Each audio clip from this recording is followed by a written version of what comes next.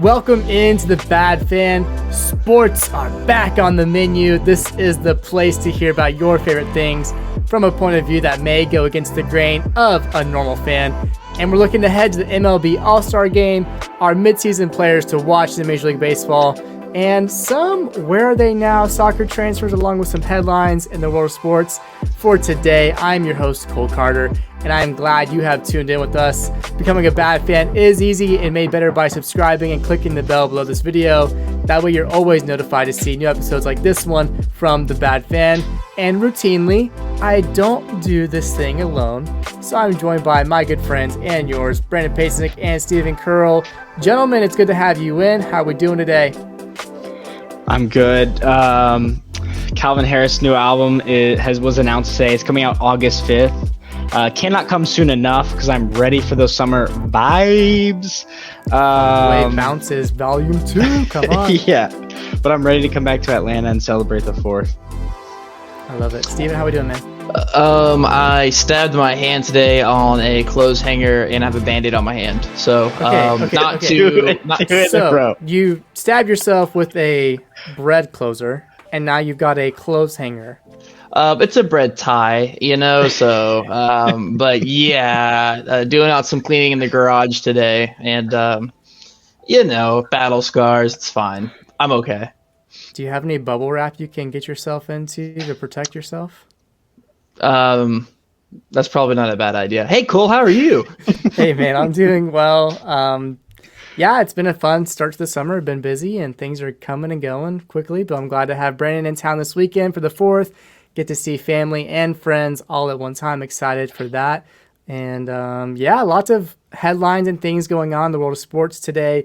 That's where we begin our Bad Fan journey, is with the Stanley Cup Finals. As they just wrapped up, the Colorado Avalanche defeated the reigning two-time back-to-back champions Tampa Bay Lightning in 6 games. Sorry. Yeah, that's a little Easter egg for you right there. Cale Makar won the Finals MVP, which he has now completed a collection that has seen him win the best player in college hockey back in 2018-2019, the Calder Trophy, which is the top NHL rookie in 2019-2020. And this season, he was the best NHL defenseman, and of course now getting the Stanley Cup. So pretty incredible for one player to accomplish such feats in the beginning of their career. Congrats to the Colorado Avalanche getting their first title in I think close to 2 decades. Elsewhere, USC, Southern California, and UCLA are reportedly looking to join the Big Ten by 2024 in a shockwave news to the college football world after seeing lots of teams realign like Texas and Oklahoma to the SEC. This move is likely in order because of financial ramifications of the Pac-12 not making it to the college football playoff the past 6 years, I think since Oregon lost, I think, to Florida State. But regardless, looking to get a lot more revenue moving to the bigger conference, which begs a lot of questions. But Brandon, what are your thoughts on this one? When Texas and Oklahoma were announced to go to the SEC, I was confused. I think this one is way more confusing. They're not even near each other. Like not even close. Not even close. So I don't know. I think there's, the Rose Bowl is always played between the Big Ten and the Pac-12, so there's that relationship there. But I don't know what financial ramifications have to do with anything. Recruit better, have better coaches, and play better on the field. That's how college football has worked. It's how it should work. You can argue that there's only like 6 teams that ever have a chance of really making it in there, but there's teams on the fringes, and USC has historically been great in the past, and similar to Texas, like they're not there, but they could get back there. So yeah, this one does not make any sense to me. But I'm going to pass this question to Steve because I want to hear what he has to say. Are we moving toward a Super League style format in college football? Yeah, well, honestly, I'm only concerned with the SEC because it just means more. But all jokes aside, we're starting to get to the point with these 4 teams moving. Conferences don't really matter at this point. I mean, you're taking some of the allure away of college football, which I think has been the reason, not the reason, but one of the fun things, the different things about watching college football. And I think it is going to move more towards just a top to bottom system ranking, not matter basing on location, which is kind of unfortunate for a lot of these smaller schools to have a chance to kind of play against these bigger teams. But if it's not in, USC's best interest or the team's best interest, then they're not going to. They're going to chase the money, even if they get railed, which they probably will. But they'll be doing it on national TV, bringing in money for their school to pay for their jet flights from Southern California to Ohio. Which for me, it's just like, I think people are only looking at it through the lens of college football, right? And maybe basketball, but it's just like, oh, so your women's volleyball team that you guys are putting so much money into is gonna play USC all the way in New York against Rutgers. It's just like, I just don't see this making sense all the way from the top down, and that's why the money I hate is driving so many decisions. Also, for one, let's just think about this. USC has not been good since 2009 in football. They still got Reggie Bush. Are you all of a sudden, by moving to the Big Ten, going to do better against the more prominent teams? Like, it's the same thing in Texas, Oklahoma. You guys can't even win in the Big 12, so you're now expecting to do better against Georgia, Alabama, Auburn, Florida. Like, what is it that you're expecting to change when you already can't win in your soft conferences that you think, oh, we're going to do better in these big conferences? So I think it's a dumb move. It's not taking care of your athletes for their time. The resources that are already being allocated, you're not taking care of your universities from the top to the bottom. And again, you're only hurting those, mid-level conference teams. So I think it's a terrible move. I hate the direction that we're going. It's so bad. Look, they can now charge more for tuition, though, because education hasn't changed the past 30 years. So, I mean, let's just make students, pay more to go to the school, to watch their team get beat in East Lansing every year. So I don't know. It doesn't make any sense. But when things don't make sense, you follow the money and you find out where you're at. Yeah, it's greed at its finest here for me, and disappointing to see the direction it's going. I'm definitely not a fan. Moving on to other big headlines in NBA free agency. It's open. After the Warriors, they finished the season off by beating the Celtics in 6 games, continuing their dynasty. I think it's their 5th championship in the past 7 years or so. Anyways, though, the big news today as free agency open is Kevin Durant, once out of Brooklyn, he has requested a trade directly to the team ownership group president. And that also means his teammate Kyrie Irving, who had just committed back to Brooklyn, is now potentially on the move as well, allegedly being a top target for the Lakers.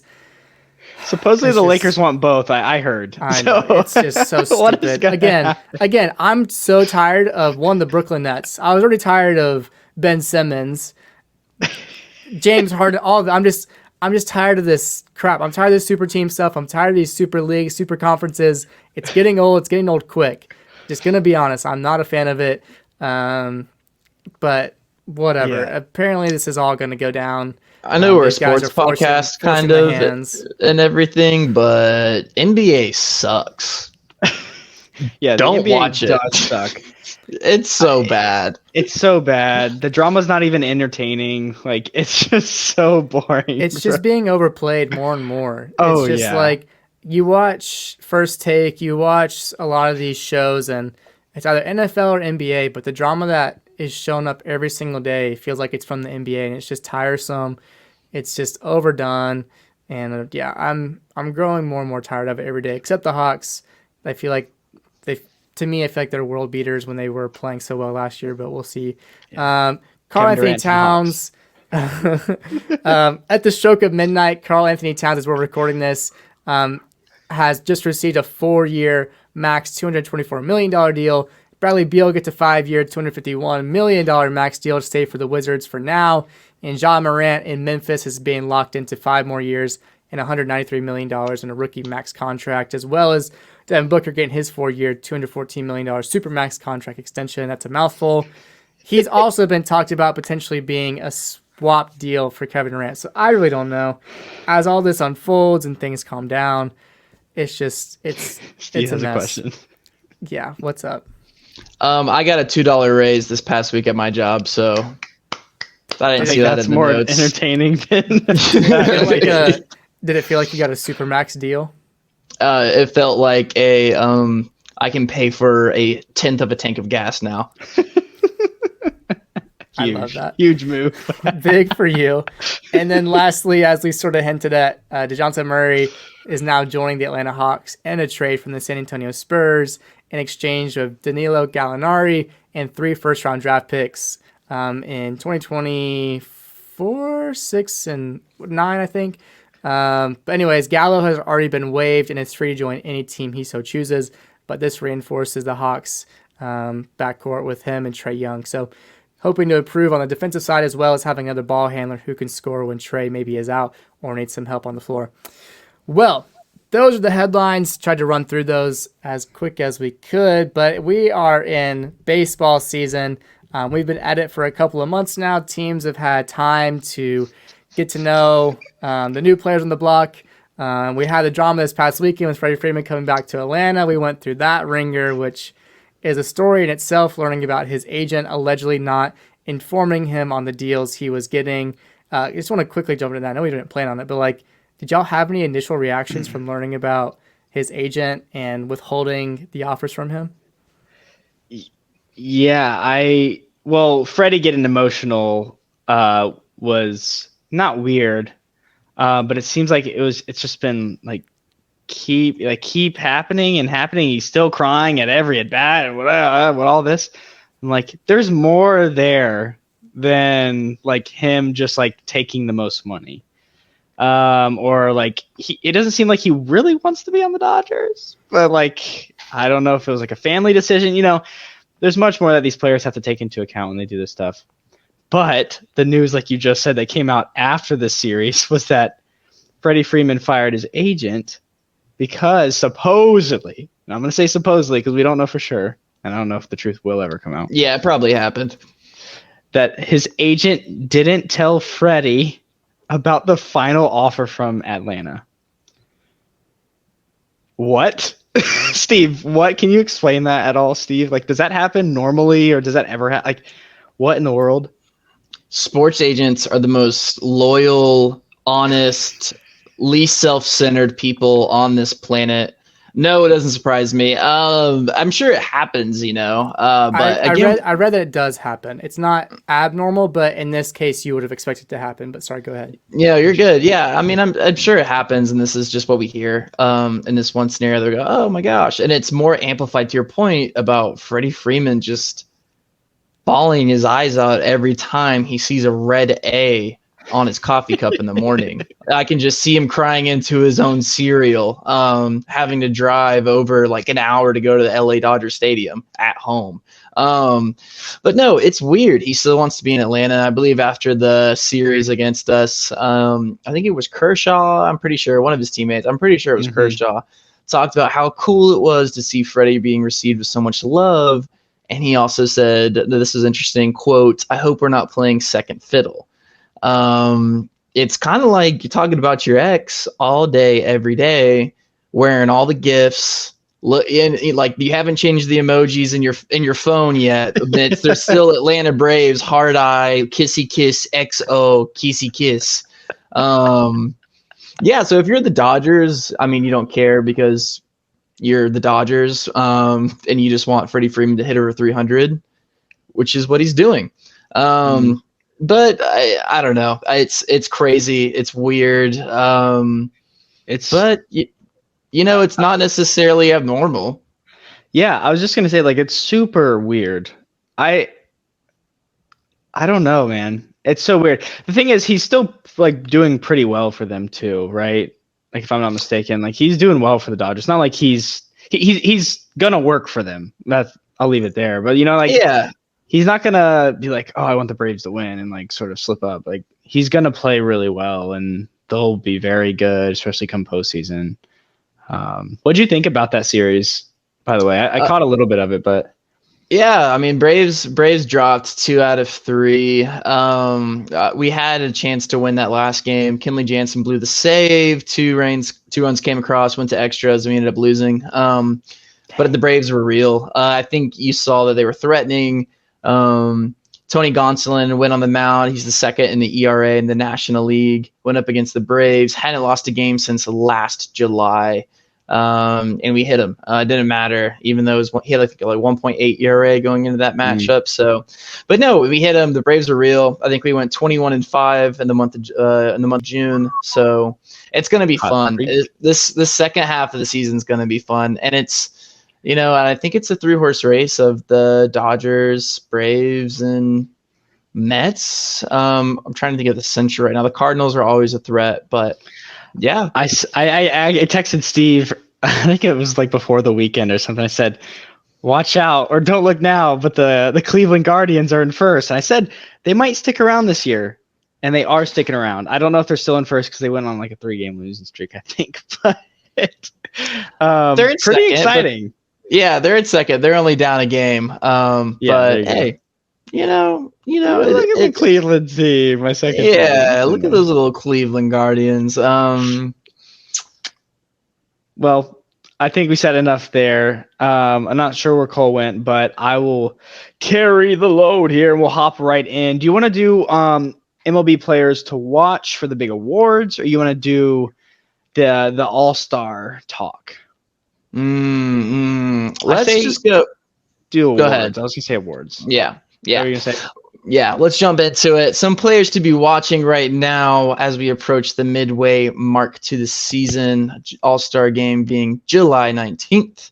We're looking at players like Paul Goldschmidt, absolutely on fire. The former D-back, scolding with a 342 batting average, fresh in the National League. He's killing it right now, providing way more than the Cardinals could expect, especially at this point in his career. Yordan Alvarez hitting a monstrous 316 with 23 home runs in the American League with 53 RBIs. I'm also looking at Aaron Judge on pace to hit 63 home runs.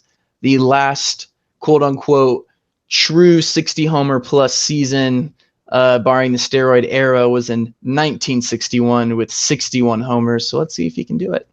And on the pitching side of things, we got, like I said, Tony Gonsolin on the Los Angeles Dodgers.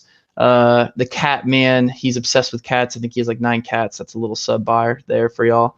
1.58 ERA, shoving it for the Dodgers right now. Absolutely killing it.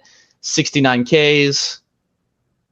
0.85 whip. And I think the biggest story, though, for pitching in the entire Major League Baseball is Tampa Bay Rays, my American League penny pinchers. I was going to ask you how they're doing.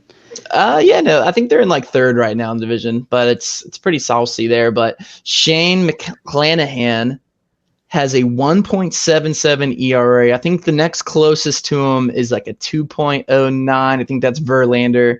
But Shane McClanahan, if you told me you knew his name before April 1st, at April 1st, you're lying, unless you're my friend Christian Hamby. Shout out to you.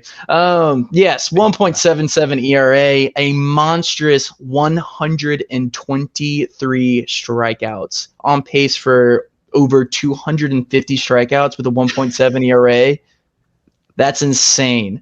Opponents are hitting 183 off of him. He is absolutely killing it right now for Tampa, keeping them in the conversation in a very tough American League East division. And some fun players on the Atlanta Braves. Spencer Strider, in which my mustache is inspired off of. He is the man with the kicks that can throw 101 miles per hour with ease and go 7 innings. Spencer Strider is that man. Cole Carter's back in the house. Spencer Strider is that dude. He's real. He's kind of Cole and I's pick for Rookie of the Year. Hopefully he can just continue this ride. Braves with a lot of injuries right now and really relying on performances from people like Spencer Strider to help carry the load. Share the load. Share the load.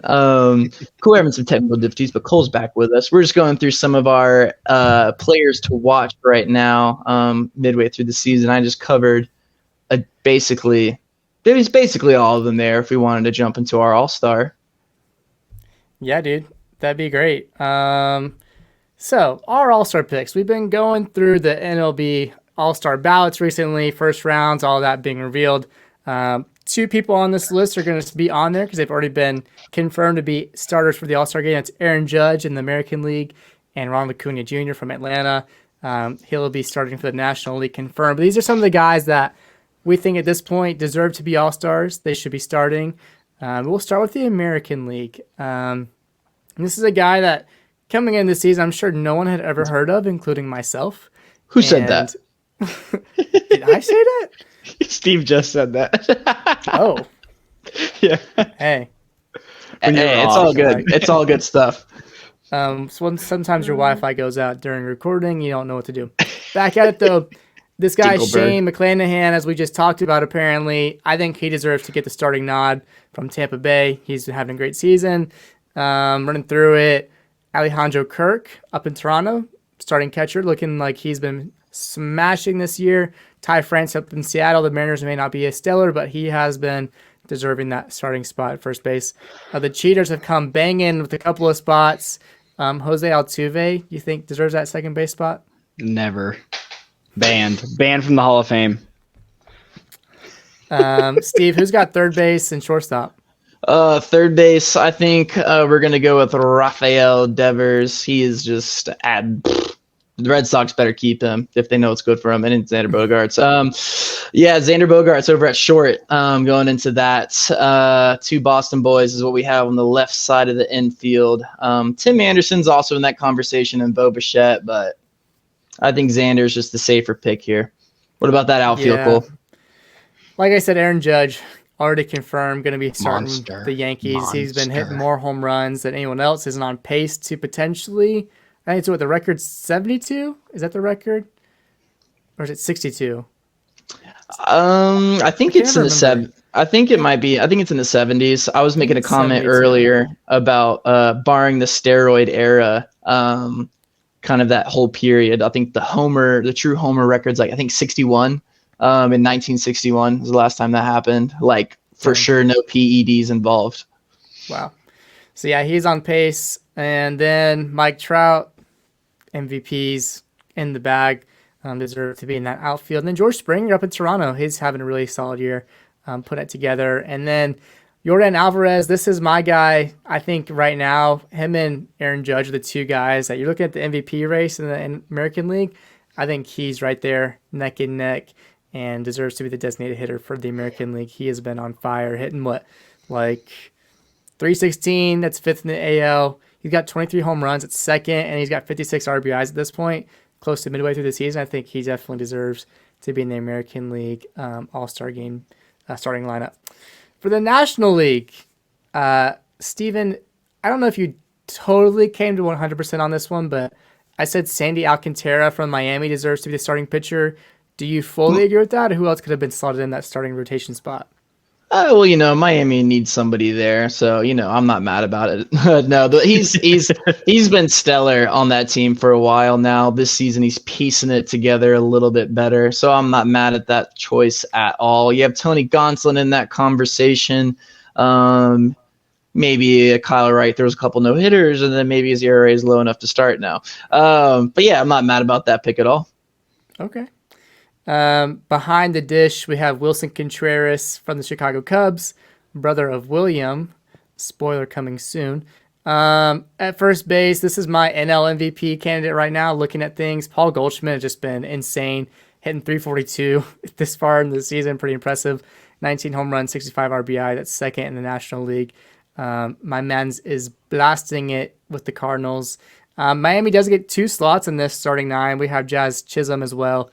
For Miami, if he's healthy enough to make it into the All-Star game, which it's sort of a toss-up, but we'll assume that he'll be making it to LA to play in the All-Star game. Manny Machado having a pretty solid season in San Diego. I don't know if it's quiet, maybe. Are we looking at the Padres as spoilers in the West at all?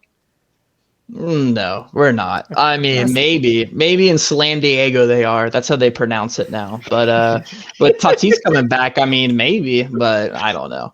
It's crazy that Tatis is like in the All-Star conversation solely off of votes, and he hasn't played a single game. I think that's kind of silly, if you ask me. Do you know the translation of San Diego? San Diego. I do. Actually, I do. Steven, do you? That would be the bad fan after dark. We're not going to say it on this program. Watch Anchorman if you don't know what we're referencing. Yes.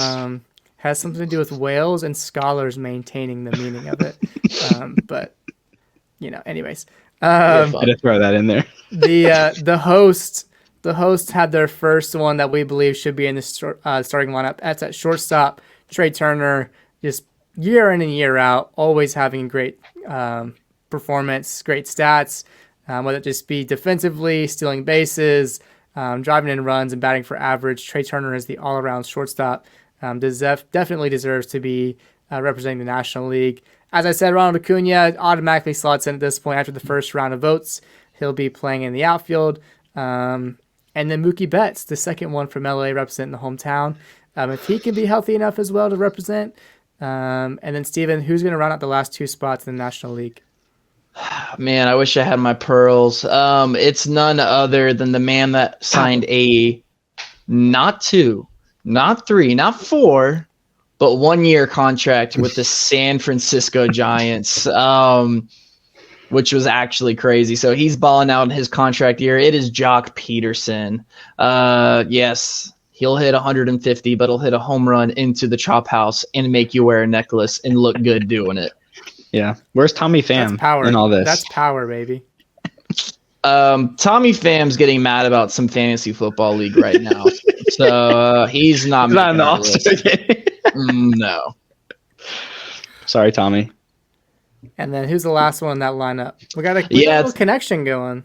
A little bit of hopefully by our predictions, brotherly love in the same lineup here with William Contreras, the better looking Contreras brother in Atlanta, trying to fit him in at DH. Really saying much. Yeah. Ooh, wow. I think he's hot. Come on now. Yeah, he can hit a baseball and he can hit it real far. He's been mashing the ball lately. It's been a toss up between him and d'Arnaud, and we're putting catchers in our DH spot, which is a good problem to have. d'Arnaud, a candidate that did not make our list of our starting lineup, which is I think he's however in second place right now on All-Star voting. So yeah, he could make it. Yeah, both these guys mashing the ball right now. Crazy. So yeah, that's our All-Star picks. Kind of a prediction of who we think will make it, but also the ones we feel are deserving at this point in the voting process. So what do you guys think? Do you guys agree? Who are you guys predicting to be in the All-Star game? The Midsummer Classic coming up in mid-July. So that about wraps things up for baseball. I was going to say, get your votes in. The voting is still live. Yeah, so if you want any of these people in there. In particular, get Dansby in the All-Star game. Get Travis d'Arnaud. Adam Duvall's in the conversation for some reason. Get my man who's hitting 210, if that, to get into the All-Star game. He named his son Stone. If that gives you any characteristic of why you should vote for him as well. He's a fan favorite. And then get William Contreras in the All-Star game as the DH. Brace country. Come on, you can make it happen. But yeah, on to the pitch to soccer. Some player transfers that have been going on since the window opened.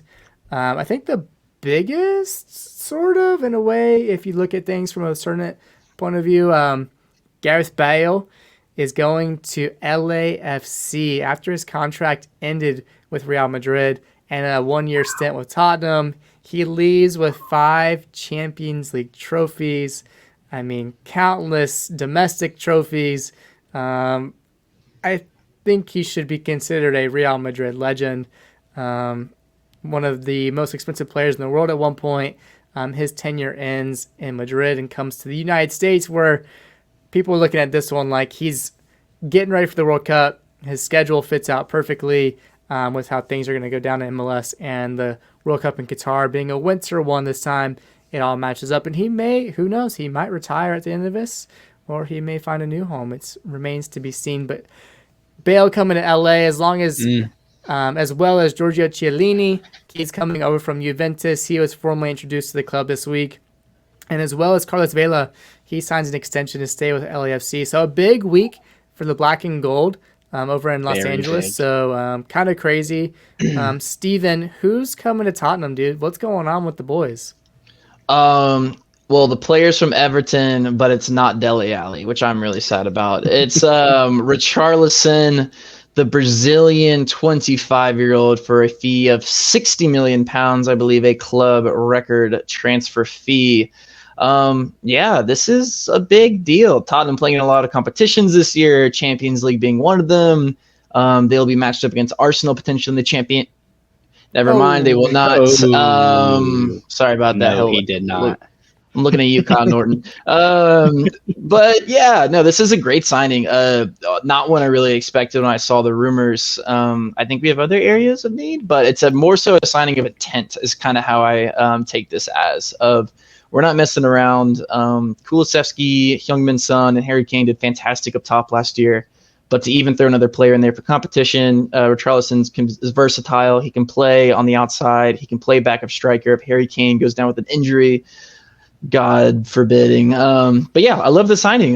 Didn't expect it at all. I believe our initial bid was for 40 million, then 45, and then we just came in with 60. So Everton reluctantly letting go of the Brazilian striker. Yeah, and this is the same Tottenham that just signed Ives Busuma from Brighton plus Ivan Perisic. We got Fraser Forster as a good solid backup. And I think one other player we're looking at, is it Jed Spence? I think from Nottingham Forest or Middlesbrough. Yeah. He's like one of the best up and coming. I think he plays right back. Yeah. Yeah, So we're looking at him as some added depth as well. So there's still a lot of money in the war chest from Tottenham. So it'll be interesting to see who else Antonio Conte and Peretici can convince to join the project in North London. There's still so much money left to spend, and I know Tottenham fans are chomping at the bit to see who else we can bring into North London. And then, Brandon, I'll let you take this last one. Who else in North London just introduced a new player? Gabriel Jesus from Man City just signed for Arsenal for 45 million. That's pounds. Yeah. Pounds, mate. Which is also a lot of money, but I think it's also a good signing for Arsenal. All of these are actually, I mean, there's been more transfers in the world of transfers, as everyone should imagine and does imagine and knows about. But these three teams right here are looking to make moves. And right. I know we didn't really mention this, but Man City also, I don't know if it's official yet. Calvin Phillips. Yeah, is that official? I think he went in for his medical. I don't think he's been announced today. He hasn't been officially announced, but the deal is done. Really. Yeah. So yeah, Fabrizio's already reporting on it. So it's Here we true. Go. Yeah, that's a really, really good signing by Arsenal. If you guys, I'd like to take some time to talk about some of this stuff because I want to ask you guys about Tottenham, and I want to hear your opinions. Because what if Jose Mourinho would have got this backing, or half of this backing, or what was the coach from Wolves? Nuno Espirito Santo. Yeah, what if he got half or all of this backing?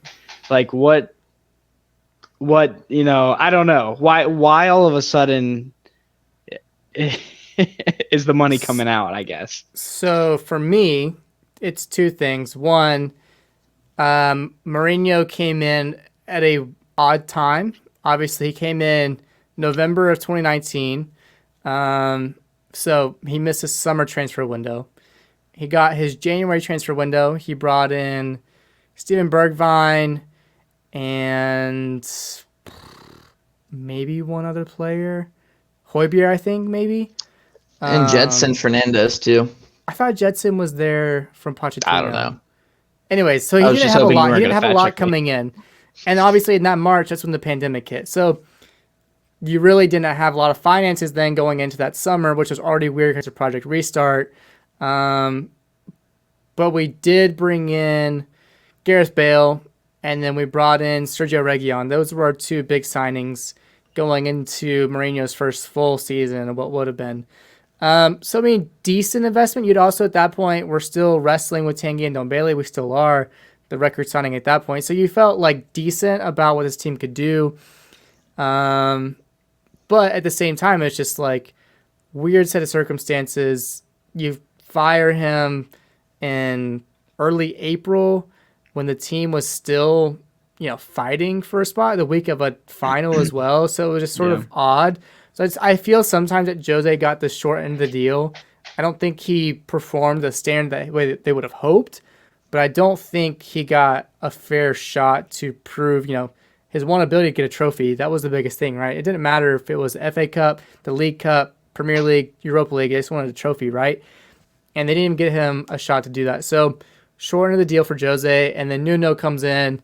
You get, who does he get? You got Gullini as a backup keeper, and then you brought in Emerson Royale, and you brought in one other player who I can't even remember right now, maybe. So not a whole lot, but you had 11 games or 9 games with him. You beat Man City to open up. You beat Wolves 1-0, and then you lose 3 straight, I believe, and you just don't score a lot of goals. You came off the Harry Kane drama, and so then that leaves just like the drama of like, okay, what's going wrong? Is it the players? Is it the ownership group? And so finally you get Antonio Conte to come in, and he has high demands, right?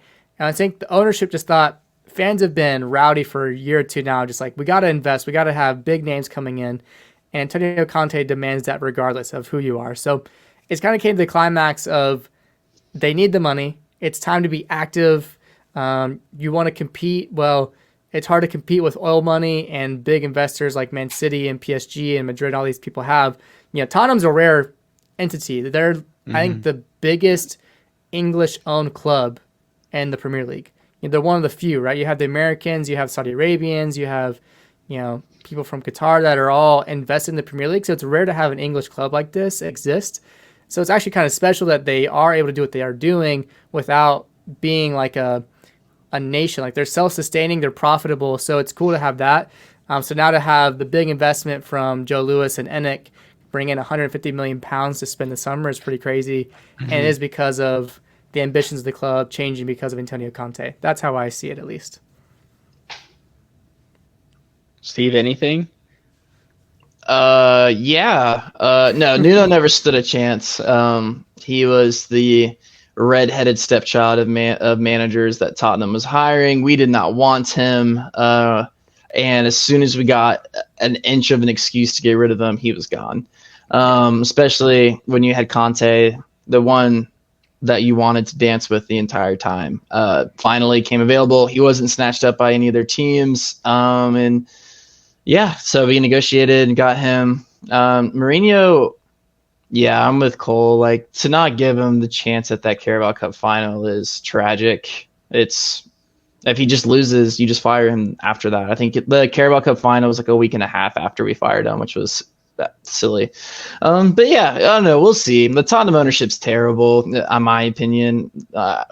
There's been the whole, I don't know. I'm not a huge fan. Maybe not terrible, but yeah. Now we're back in. We made Champions League, so we have that revenue coming in, so that's cool. Harry Kane staying, so there's more of a reason to actually build around the team because he can't go anywhere.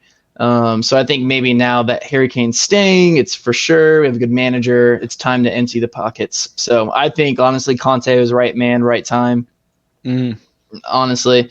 I mean, he's a great coach. You can't really argue with that, but I think if Mourinho was put in this situation right here, right now, when Conte was, with the players of Betancourt, Kulusevski, and Kane and Son having a Golden Boot year, like, I don't know. I think we could be talking about the exact same thing, honestly. But I don't know. No, that's interesting. I just want to, get inside your minds. I know also, like, the stadium being built was a big thing as well, so that took out, like, of the financials. But that's really interesting. What do you guys think Richarlison will do? Is he just going to be like a constant sub? I know you guys will be playing a lot of games, so he'll be starting the odd one. But what do you guys expect from him? We know Basuma's really good in the midfield, sort of like that holding role, breaking up play. But yeah, Richarlison's interesting. Would you rather? Oh, I'll ask this. This is a good question. Would you rather have Gabriel Jesus or Richarlison? I would go Richarlison. For me, one, so sort of answering your question of his fit, he can play pretty much any of those positions. Left wing, right wing, striker. So if Kulusevski needs a week off, he can step in. If Harry Kane needs a day off in the League Cup, he can step in. Or you can play Harry Kane or Richarlison and Son at the same time, like whatever it is. So he fits those roles. And the big thing that Tottenham needed was the ability to change formation, to change their tactics. Without the depth, they couldn't change Conte's system for different teams. And so they were stuck with the same thing. So you saw yourself, sitting with Burnley for 85 minutes until you got a penalty in the 86th minute. And it's just because you weren't able to change the tactics much because you were stuck with a certain set of players. So hopefully that adds some variety and some, obviously, the depth and all that. You can change your tactics. So it would be awesome to have one more really great playmaker, creative playmaker. Obviously, people for a long time have talked about Christian Eriksen coming back, but someone along those lines that they can create in the midfield or up top on the wing, something just to have that extra depth would be, I think, the extra puzzle piece that Tottenham could use at this point. And I'll say Richarlison just because that's the closest I can get to Dele Alli since they were teammates last year. That's my answer. I'm not giving any other insight. Richarlison, he was performing with Everton in a relegation battle, and Jesus never found the graces of Pep on one of the best teams in the world. So it's just, I don't know, I feel like Richarlison's more proven, I guess, at that point. Has performed on the big stage enough times compared to Jesus has done things. I think this is his best season. He had 2 games where he scored 4 goals or something like that crazy. But at the same time, I prefer Richarlison, more experience, and he'll probably be the one, I assume, starting in the World Cup over Jesus. Interesting. Yeah, I think they're both very similar strikers, to be honest. They can both play on the wing. They can both drop in. They can both... Richarlison actually likes to get in behind a lot, to be honest. They're both good, but I like Richarlison's dog. He has that dog in him. And we got a couple of those players too. Yeah, he'll get the odd red card, probably 2 red cards this year, but he'll be ready to fight. And you guys, Tottenham has built, let's not get it mistaken, Tottenham has built a Champions League squad with some of the loans turning permanent and these moves. This is a Conte Champions League team, and I'm actually really excited to see Tottenham, what they can do. Is Eric Dyer worthy of being in the England World Cup squad, Steven? We'll see about that. I think he's better than Harry Maguire, so yes. And that's an honest answer. Gareth Southgate doesn't agree and probably will never agree. But hey, we want to play Harry Maguire, okay? If you do further investigation, you would see that Eric Dyer has been one of the best center backs, most influential center backs in the Premier League this season. I'm just saying, numbers don't lie. And a great haircut. Him and Christian Romero, dynamic duo. He'll make the team. Does LAFC win the MLS this year? It's their year, right? At this point, they have already scoring so many goals, being in first place, additions to the squad, Chiellini and Gareth Bale. Gareth Bale is a world-class player. Come on. He's going to There are no world-class players in the MLS. He's going to tear it up. I don't see how they can't. Unless just something happens, someone gets hurt, or just if their goalkeeper all of a sudden start letting a crap ton of goals. It's got to be. I just see Bale coming on the last 20 minutes and scoring 2. The way MLS defenses are set up, which are garbage for the most part. It's just I don't know. They're so good already. Anywho, those are my questions that I wanted to ask there. We can move right into the MLS Fast 5 if you want. No, that's good. I appreciate the the stopping conversation. All I know is just good to start another season above Arsenal in the standings for Tottenham. And, playing on Wednesdays instead of Thursdays. I think But they it is actually time. start first because of their Oh. name. Well, that's not going to last very long, will it? No. MLS Fast 5 is where we're going. It's where we're taking you guys, the listener and the viewer. Starting off, we have New England Revolution. They're taking on FC Cincinnati. 6th place in New England, 7th place in Cincinnati. Cincinnati's been kind of surprising to people this season. Fast 5, though. Boys, what are your predictions? Start with Brandon.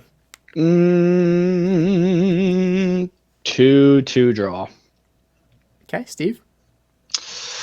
I'm going to go 2-0 FC Cincinnati, Chad Ochocinco touchdown. Is Kubo still on Cincinnati? I'll never tell. I think he scores a goal. 1-0 Cincinnati. Nashville versus Portland. Nashville coming off their U.S. Open Cup loss to Orlando in penalties. Portland taking them on. Back at home, though, I feel like Nashville recovers.